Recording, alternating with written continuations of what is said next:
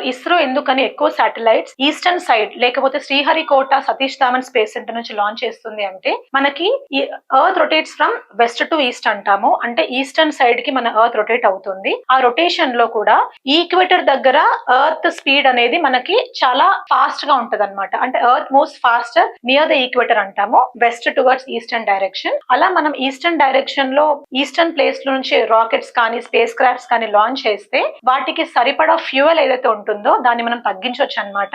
అదొక reason. Next equator కి దగ్గర ఉండడం వల్ల కూడా సెంట్రిపెటల్ ఫోర్స్ ఎక్కువ అయ్యి మనకి రాకెట్ లాంచింగ్ అనేది కూడా ఈజీగా అవుతుంది. నెక్స్ట్ రీజన్ ఏంటంటే శ్రీహరికోట అనే రీజన్ మనకి హై ఆల్టిట్యూడ్ రీజన్ లాగా పరిగణిస్తాము.